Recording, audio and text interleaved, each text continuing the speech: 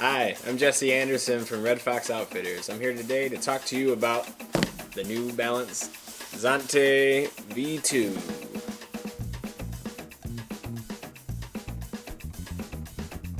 One of my favorite shoes to run in had been the New Balance Boracay. They went through two different iterations, the 980 and then the Boracay, which was the 980 V2. And this was the first shoe that New Balance had that used their fresh foam, a new type of foam that they used for the midsoles of their shoes. In both iterations of the shoe, I got over 500 miles on them before I felt like I had to retire them. Which is a very long time for me going through a shoe, and when you're marathon training, it's much appreciated just for straight up value. Unfortunately, the Boracay has been discontinued.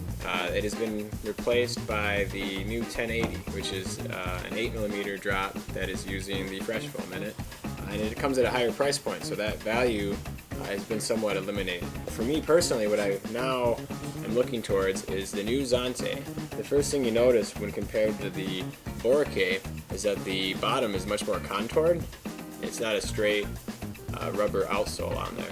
And when you run on that, I felt like they did an excellent job getting the bottom shaped correctly to where you feel like the forefoot contact is really prioritized. So it felt like my stride was very snappy, very fast. I wore the original Zante for anything from track work to racing, up to 10 miles. The only thing that it fell short in is that it was pretty thin compared to the Boracay in terms of cushioning, and the rubber on the bottom wasn't as thick. So if I ran 10 miles on a training run or 11 miles on a training run, some days I would have somewhat of sore forefoot the next day just because there wasn't as much protection there. Those qualms, though, I think they really corrected in the new version of the Zante. It still has a 6mm drop from back to front, still uses the fresh foam, still has that contoured bottom, which feels so great and snappy.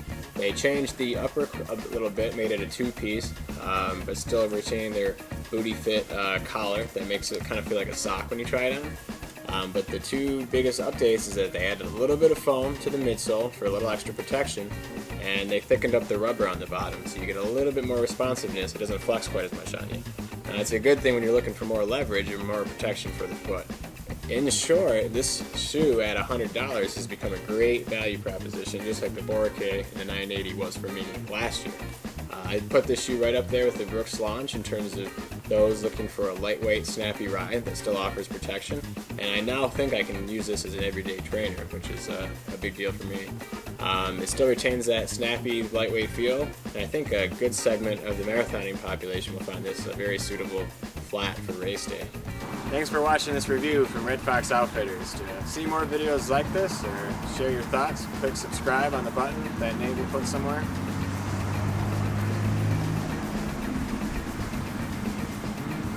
I'm about to go run in the Zantes I just talked about.